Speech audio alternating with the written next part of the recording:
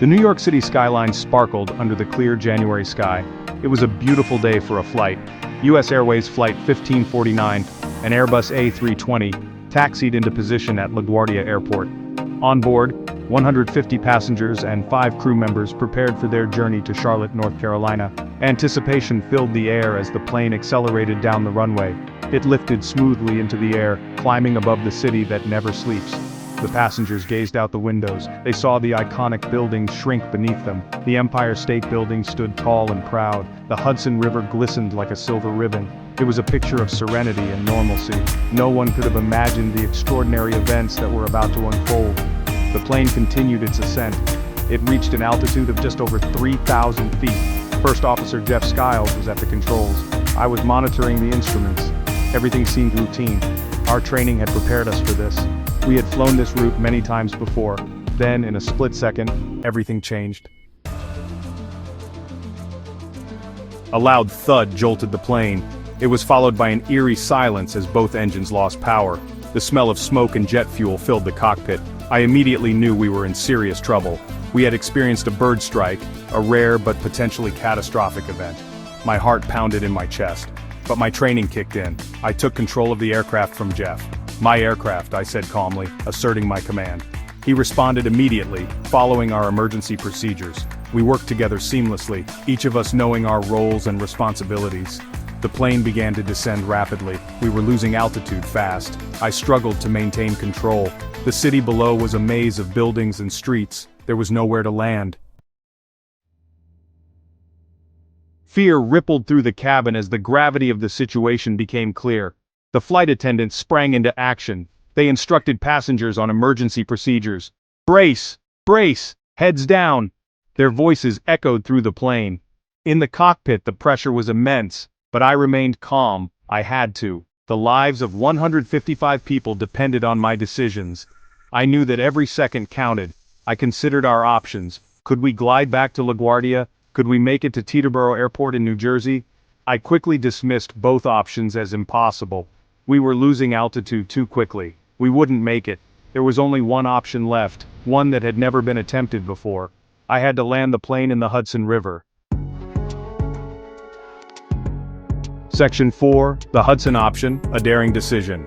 Landing in the Hudson River was a risky maneuver. It was fraught with danger. The frigid water, the strong currents, the potential for the plane to break apart on impact. It was a last resort, a desperate attempt to save the lives entrusted to me. I informed air traffic control of my decision. "We're going to be in the Hudson," I said, my voice steady despite the turmoil inside me.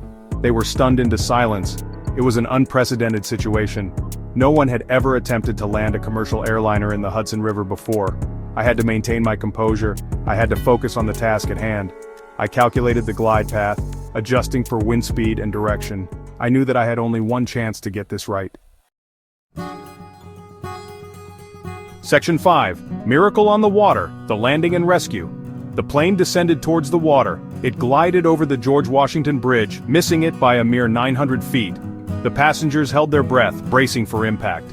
The plane hit the water with a resounding thud. It skidded across the surface, spraying a plume of icy water. The impact was jarring, but the plane held together. We were afloat. We had survived. Immediately, the evacuation began. Passengers and crew scrambled onto the wings, desperate to escape the sinking aircraft. Ferry boats and rescue vessels converged on the scene, their sirens wailing. The rescue effort was swift and efficient. Everyone got out alive. Section 6, Heroes of the Hudson, Recognition and Resilience. In the aftermath of the Miracle on the Hudson, as it came to be known, there was an outpouring of gratitude and relief. The world marveled at the skill and courage displayed by everyone involved. The passengers and crew of Flight 1549 were hailed as heroes. I was honored to have played my part, but I was just doing my job, relying on my training and experience to guide me. The real heroes were the passengers who remained calm and followed instructions, the flight attendants who ensured an orderly evacuation, and the first responders who risked their lives to save ours. The Miracle on the Hudson was a testament to the power of human resilience, the importance of teamwork, and the critical role that training plays in moments of crisis.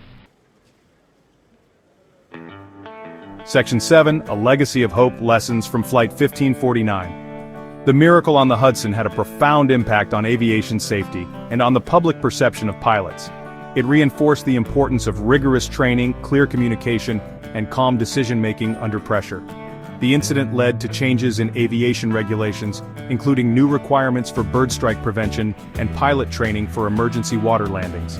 It also highlighted the critical role of human factors in aviation safety, prompting a renewed focus on pilot training and crew resource management. But beyond the technical improvements, the miracle on the Hudson left an indelible mark on our collective consciousness. It served as a powerful reminder that even in the face of adversity, even when all hope seems lost, the human spirit can triumph. It was a testament to the power of hope, courage, and the unwavering belief in the possibility of a brighter tomorrow.